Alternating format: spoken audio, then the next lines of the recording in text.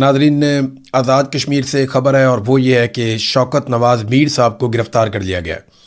जो चंद मेन लोग हैं जॉइंट अवामी एक्शन कमेटी के, और जो लोग मीडिया पे भी सबसे ज़्यादा आते रहे या जिन्हें आप फेस कहते हैं जॉइंट अवामी एक्शन कमेटी का, उनमें से एक शौकत नवाज़ मीर साहब हैं। इनकी मुज़फ़्फ़राबाद में किताबों की एक दुकान है और इनको बतौर लीडर आगे लाया गया था अवाम की जानिब से, और ये अवाम के मुतालबात के हक़ में डटे हुए थे। शौकत नवाज़ मीर साहब जो हैं वो मुज़फ़्फ़राबाद में कहीं पे रूपोश थे। जब छापे मारे जा रहे थे, इनको गिरफ़्तार करने की कोशिश की जा रही थी, तो रावला कोर्ट के अंदर जो इस वक्त एहतजाज चल रहा है, वहाँ पे जॉइंट अवामी एक्शन कमेटी के ओहदेदारान ने शौकत नवाज़ मीर साहब से दरख्वास्त की कि जनाब आप पहुँचें और रावला कोर्ट में आएँ। यहाँ पे अवाम जो है वो आपका इंतज़ार कर रही है ताकि यहाँ से हम कोई लायामल बनाएं और आगे की तरफ अगर मार्च करना है या आगे बढ़ना है तो वो कार्रवाई की जाए। अब शौकत नवाज़ मीर साहब जो हैं वो जहाँ पे छुपे हुए थे वहाँ से निकले और फिर उन्होंने रावला कोर्ट की तरफ बढ़ना शुरू किया। अब ये अलग अलग रस्तों से आ रहे थे, कुछ खुफिया उनको जाना पड़ रहा था। फिर रास्ते में उन्होंने एक जगह के ऊपर, क्योंकि जगह जगह नाके लगे हुए आप जानते हैं, और दूसरी बात यह है कि ये खबर भी बाहर आ गई थी कि शौकत नवाज़ मीर साहब को रावला कोर्ट में बुलाया गया और वो वहाँ पहुँचेंगे, तो सिक्योरिटी फोर्सेस भी मुतहर्रिक हो गई थी। तो शौकत नवाज़ मीर साहब जो हैं वो जा रहे थे, रास्ते में उन्होंने पहले एक घर में पनाह लिए, वहाँ पे छापा पड़ा। फिर बताया जाता है कि वो एक और घर में चले गए थे, वहाँ पे भी छापा पड़ा, और उसके बाद वहाँ पे वो नहीं मिले तो फिर शौकत नवाज़ मीर साहब जंगल वाली साइड पे चले गए, जिसको कस कहते हैं वहाँ की ज़बान में, या नाला, या वहाँ से पानी गुजरता है, पीछे एक जंगल है। और वो जो मनाजिर हमने देखे हैं उनकी गिरफ्तारी के, वो बड़े खौफनाक हैं। गिरफ्तारी के वक्त के जो मनाजिर हैं, कुछ लोगों ने वीडियोस बनाई, दूर से बड़ी शदीद फायरिंग हो रही थी, ऐसे लग रहा था जैसे बॉर्डर खुल गया। यानी सिक्योरिटी फोर्सेस की जानिब से इस किस्म की फायरिंग की गई है कि जैसे किसी दुश्मन मुल्क के ऊपर हमला कर दिया गया हो। शेलिंग भी की गई, फायरिंग भी की गई, और अब कंफर्म इतलात नहीं है क्योंकि वो पूरा एरिया सिक्योरिटी फोर्सेस ने घेरा हुआ था। बाद में ये खबर आई कि शौकत नवाज़ मीर साहब को जंगल में से गिरफ्तार कर लिया गया है और मुबैना तौर पे उनको एक गोली लगी है बाजू में। ये जो लोग खबरें दे रहे हैं आज़ाद कश्मीर से, उन्होंने ये दावा किया। पूरे इलाके का जो है वो इंटरनेट पहले ही बंद है, आपको कोई इन्फॉर्मेशन मिलती नहीं है, मोबाइल फ़ोन भी बंद हो जाते हैं, और वहाँ पे एक क्रैकडाउन ऑपरेशन हो रहा था शौकत नवाज़ मीर की गिरफ्तारी के लिए। और जितनी गोली चलाई गई, मैं हैरान हो रहा था वो आवाज़ें सुनकर कि किस किस्म की फायरिंग हो रही है वहाँ पे, जैसे कोई बॉर्डर खुल जाए या कोई दुश्मन मुल्क के ऊपर आप अटैक कर दें, इस किस्म के मनाजिर थे। बहरहाल शौकत नवाज़ मीर साहब को ज़ख्मी हालत में मुबैना तौर पर गिरफ्तार किया गया। उनके एक साथी जो है वो गिरफ्तार नहीं हुए जो उनके साथ थे, और सुनने में आ रहा है एक और शख्स भी साथ, उनका जो साथी था वो गिरफ्तार हो गया। अभी तक की जो इतलात हैं वो ये बता रही हैं कि शौकत नवाज़ मीर साहब को गिरफ्तार करने के बाद आज़ाद कश्मीर से बाहर ले जाया गया। अब आज़ाद कश्मीर से निकालेंगे तो रावलपिंडी लेकर जाएंगे। अब आज़ाद कश्मीर में शौकत नवाज़ मीर साहब नहीं है, ये आज़ाद कश्मीर का मीडिया क्लेम कर रहा है। वो ये कह रहा है कि जैसे ही उन्हें सिक्योरिटी फोर्सेज ने पकड़ा तो वो उन्हें लेकर निकल गए और आज़ाद कश्मीर की हदूद फौरी तौर पे छोड़ दी। तो ये सिक्योरिटी फोर्सेज की एक बड़ी कामयाबी है कि इस तहरीक का एक मेन आदमी वो सिक्योरिटी फोर्सेज के हाथ लग गया। बहुत सारे लोग ये दावा कर रहे हैं, या जो सोशल मीडिया के अकाउंट्स हैं जॉइंट अवामी एक्शन कमेटी से जुड़े हुए, वो भी ये कह रहे हैं कि ये किसी ने गद्दारी की है और अंदर से किसी ने खबर दी है, मुखबरी की है शौकत नवाज़ मीर की, जिसकी बुनियाद पर वो गिरफ्तार हुए। अगर ये मुखबरी ना होती तो वो रावला कोर्ट पहुँच जाते। शौकत नवाज़ मीर साहब अगर रावला कोर्ट पहुंच जाते तो सिचुएशन हुकूमत के लिए शायद और मुश्किल हो जाती, लेकिन इसका रद्द-ए-अमल भी आएगा। अब उमर नज़ीर कश्मीरी साहब ने उसके बाद एक स्टेटमेंट दिया। उन्होंने खुद ये एतराफ़ किया कि हमने उन्हें बुलाया था, वो हमारे कहने पर आ रहे थे, लेकिन रास्ते में उनकी गिरफ्तारी हो गई है और उन्हें कश्मीर से बाहर मुंतकिल कर दिया गया है। लोगों को इश्तियाल दिलाने की कोशिश की जा रही है और अब रावला कोर्ट में एक बड़े क्रैकडाउन की तैयारियाँ हो रही हैं। पुलिस ने तरदीद कर दी है कि शौकत नवाज़ मीर को गिरफ्तार नहीं किया गया। अच्छा, ये बड़ा अलार्मिंग है, क्योंकि जब आपने किसी इंसान को लापता करना होता है जबरी तौर पे, तो फिर आप ये कह देते हैं कि पुलिस ने उसको गिरफ्तार नहीं किया, क्योंकि जिस शख्स को गिरफ्तारी डाल दी जाए फिर उसको मंजर आम पे लाना पड़ता है, उसे किसी ना किसी अदालत में पेश करना पड़ता है। अब शौकत नवाज़ मीर एक ऐसी शख्सियत है, अगर वो कश्मीर से गिरफ्तार हो जाते और पुलिस उनकी गिरफ्तारी डाल देती तो पुलिस को उन्हें अदालत में पेश करना पड़ता, और इस मौके पर पूरा शहर बाहर आ जाता, बहुत बड़ी तादाद में लोग निकल कर आ जाते। तो इस सारी सिचुएशन को अवॉइड करने के लिए उनकी गिरफ्तारी को छुपा दिया गया और ये दावा किया गया कि उन्हें गिरफ्तार किया ही नहीं गया। तो अब इस वक्त कुल मिला के सूरत हाल ये है कि शौकत नवाज मीर साहब जख्मी भी हैं मुबैना तौर पे, और वो जबरी तौर पे उन्हें गुमशुदा किया गया है और इस वक्त आज़ाद कश्मीर की हदूद से उन्हें बाहर ले जाया जा चुका है। ये है जनाब शौकत नवाज मीर साहब की सूरत हाल। उमर नज़ीर कश्मीरी साहब ये कह रहे हैं कि गन पॉइंट पे शौकत नवाज मीर साहब से कोई बयान भी दिलवाया जा सकता है। उन्होंने कहा कुछ ऐसे लोग हैं जॉइंट अवामी एक्शन कमेटी के जिन्हें पकड़ा गया, फिर गन पॉइंट पे उनसे कोई बयानात दिलवाए गए और उनके बयानात को नशर भी किया गया। तो बहुत मुमकिन है कि शौकत नवाज मीर साहब से भी गन पॉइंट के ऊपर कोई स्टेटमेंट दिलवा दिया जाए, लेकिन उस स्टेटमेंट की कोई अहमियत नहीं होगी। कश्मीरी पीछे नहीं हटेंगे, उन्होंने ये कहा। फिर उन्होंने ये भी कहा कि हम में से अगर बाकी लोग मारे जाएं या पकड़े जाएं, फिर भी आपने अपनी तहरीक नहीं छोड़नी, आप अपनी तहरीक चलाते रहें और अपने हुकूक के लिए डटे रहें, खड़े रहें।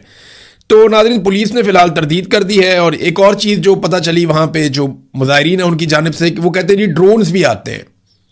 अब वो लोकेट करने के लिए आते हैं, देखने के लिए आते हैं, जासूसी करने के लिए आते हैं, लेकिन ड्रोन्स का इस्तेमाल भी आज़ाद कश्मीर में धरने वालों के खिलाफ किया जा रहा है और क्रैकडाउन की एक तैयारी की जा रही है। बल्कि वहाँ तकरीर करते हुए जो मुजाहिरीन है उन्होंने कहा कि जनाब हमारे ऊपर क्रैकडाउन के लिए फोर्सेज लाई जा रही है, तो अच्छा है आप हमारे ऊपर क्रैकडाउन करें ताकि आप एक्सपोज हो जाएं और हमारे लिए भी अगले रास्ते खुल जाएं कि हम अपने एहतजाज को वुसअत दे सकें, आगे बढ़ा सकें।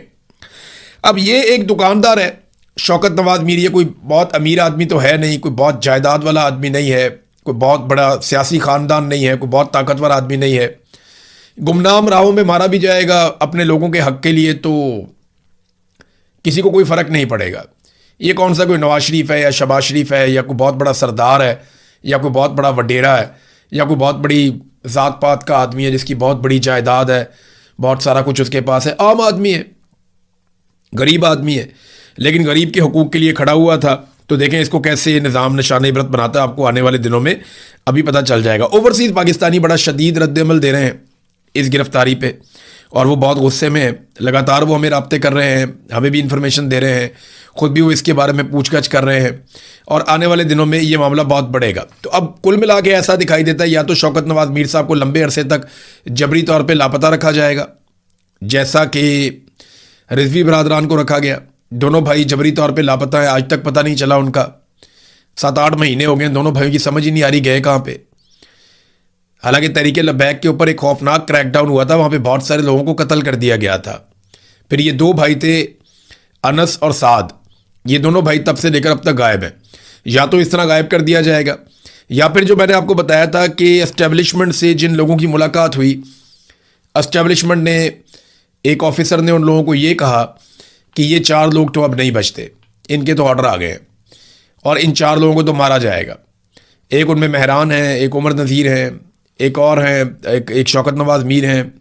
तो इनके बारे में ये दावा किया गया था कि इनको मार दिया जाएगा। इनके चारों के सरों के ऊपर जो है वो 1-1 करोड़ रुपए का इनाम भी रखा गया है।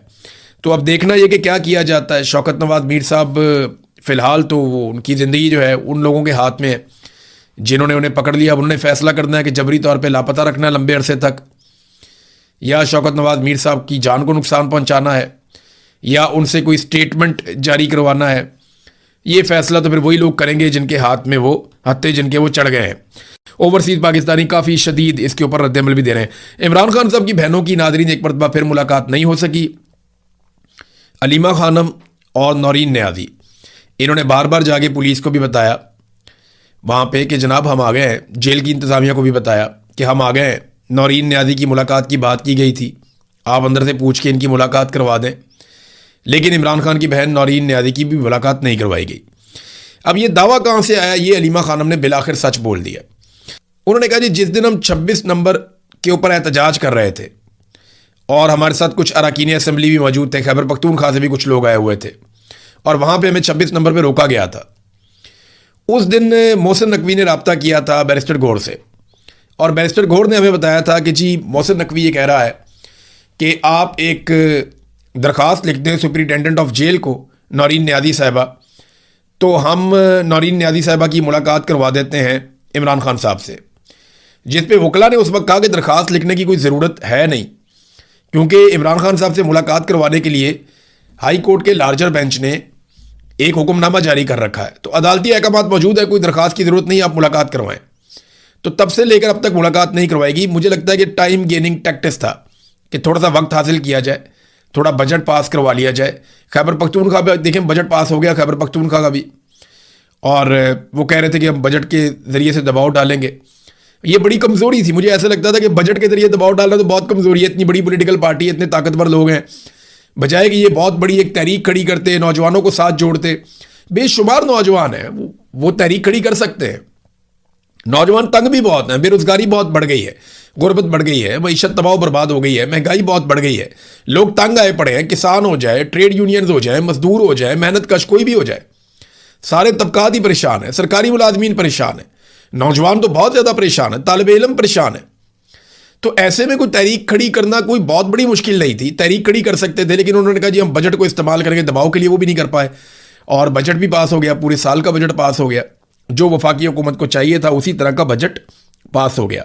बहरहाल इमरान खान साहब की मुलाकात, ये ड्रामा ही एक निकला, मुलाकात नहीं करवाई गई बाद में, और अलीमा खानम ने और उनकी बहन नौरीन न्याजी ने आज ये साबित भी किया कि वो आई भी मुलाकात करने के लिए। कहा जी आज मुलाकात नहीं करवाई, रात गए उन्होंने धरना खत्म किया, उन्होंने कहा जी अगले हफ्ते हम फिर आएंगे।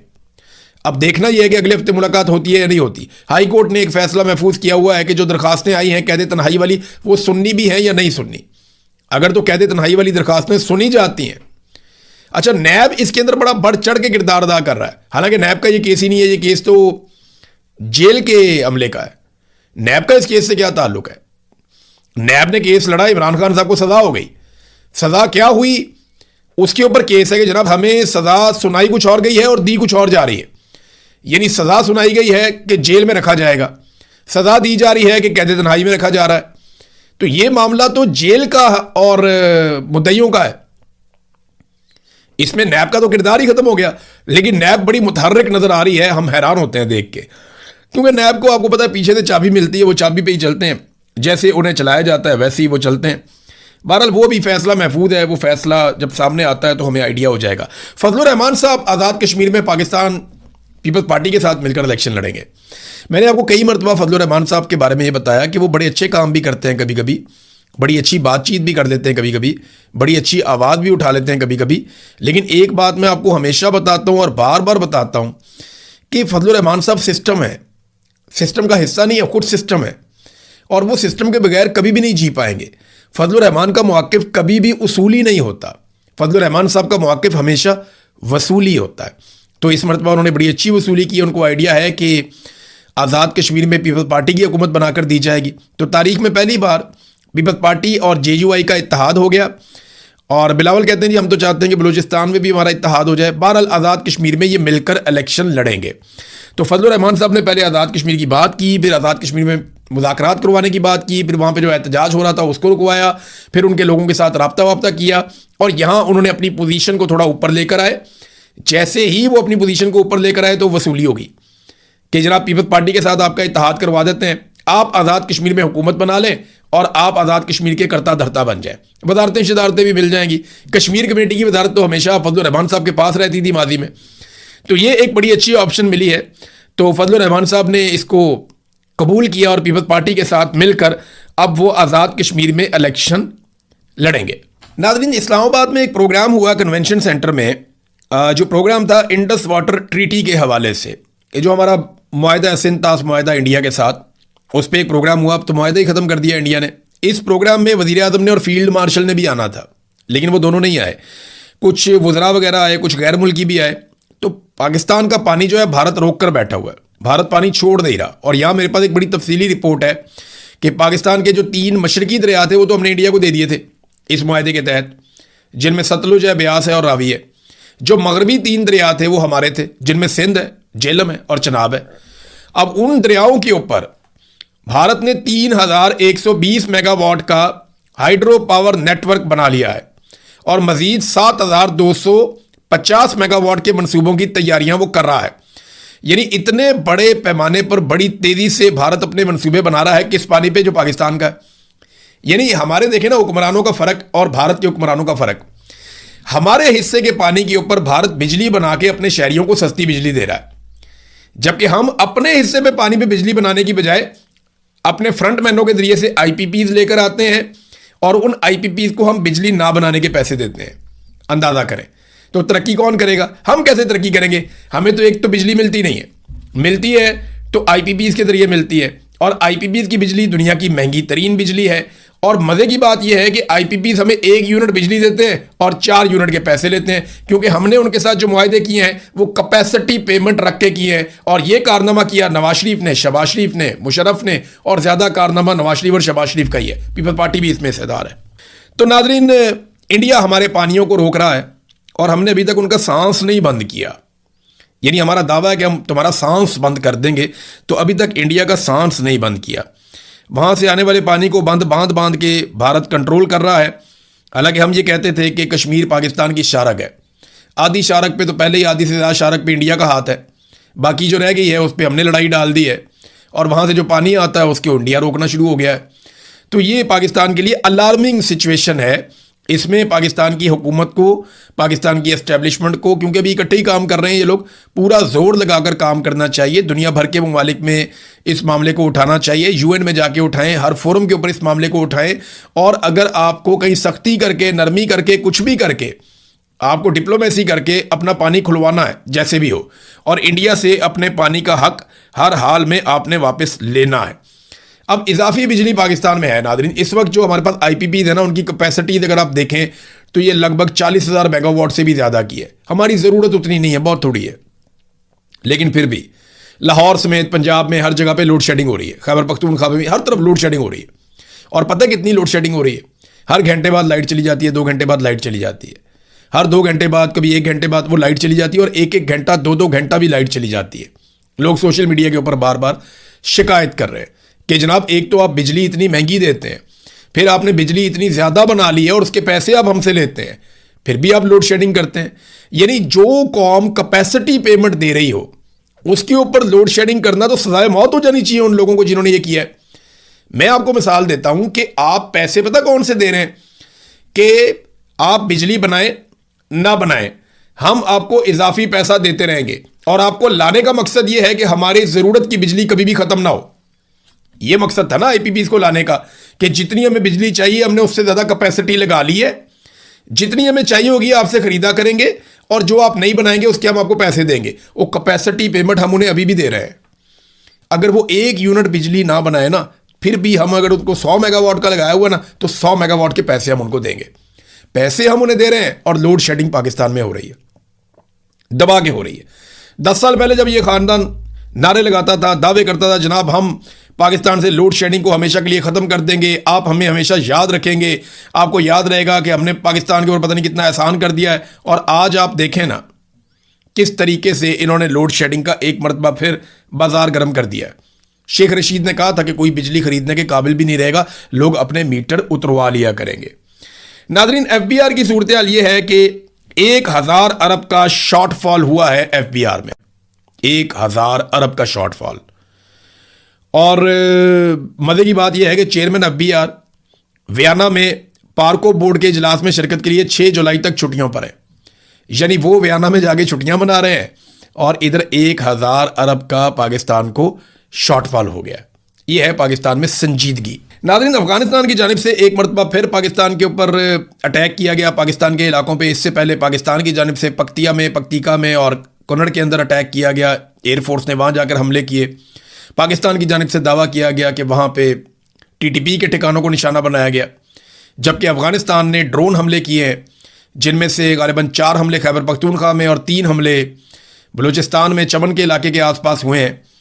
और इन हमलों में अब तक की इतला के मुताबिक जो ज़ख्मी है उनकी इतला आई है, कुछ एक खातून के जाँ बहक होने की भी इतला आई है। बाकी भी खबरें आ रही हैं, तफसील आएगी तो मैं आपको बताऊँगा। लेकिन काफ़ी फायरिंग शायरिंग भी हुई है बॉर्डर पर।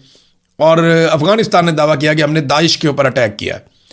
अब ये दोनों ममालिक एक दूसरे के ऊपर अटैक करते हैं तो बैठ के बातचीत करें और दोनों ममालिक एक दूसरे की मदद से दहशतगर्दी को हमेशा के लिए ख़त्म करें। ये तो आइडियल सिचुएशन है। लेकिन आपने एक बात पे गौर नहीं किया, जितना अरसा पाकिस्तान की क़यादत उलझी रही है ईरान के मामलात में, अमेरिका, इसराइल और ईरान की लड़ाई के अंदर, गल्फ़ के इशूज़ के अंदर, तब तक पाकिस्तान का अफगानिस्तान के साथ कोई मार्का नहीं हुआ। जितना अरसा वहाँ लड़ाई चलती रही ना, वो लड़ाई चलती रही। हम वहाँ पे एंगेज रहे, हम वहाँ पे एंगेज रहे। जैसे ही वहाँ से थोड़े से फारिग हुए, साथ ही अफगानिस्तान के साथ लड़ाई शुरू हो गई। ये अलीमा खानम ने भी कहा था और बाकी लोग भी कह रहे थे कि हम हैरान होते हैं कि जब ये लोग एंगेज हो जाते हैं तो दहशतगर्दी भी बंद हो जाती है। तो ये बहुत हैरत वाली बात है, इन चीज़ों से सवालात उठते हैं। तो कहीं पे भी मसरूफ़ रहें, जो रूटीन के मामलात हैं वो चलते रहने चाहिए। नादरीन, आखिरी खबर मैं ईरान के हवाले से आपको दूं कि ईरान में जो मामला है ना, वो पूरी तरह से ऐसा लगता है कि जो स्टेट के मामला हैं वो उन कुव्वतों के कंट्रोल में हैं जो बहुत एंटी अमेरिका है। यानी अभी बाकर कालीबाफ का एक इंटरव्यू चल रहा था ईरान में उनके अपने सरकारी टीवी पे, तो वो जब तक अमेरिका के खिलाफ बातचीत करते रहे, मुज़ाकरात के हवाले से बाकी चीज़ों पे बात करते रहे, और जब तक वो ये कहते रहे कि हमारा हाथ ट्रिगर के ऊपर है, हम देखेंगे, हम किसी वक्त भी दोबारा लड़ सकते हैं, तब तक उनका इंटरव्यू चलता रहा।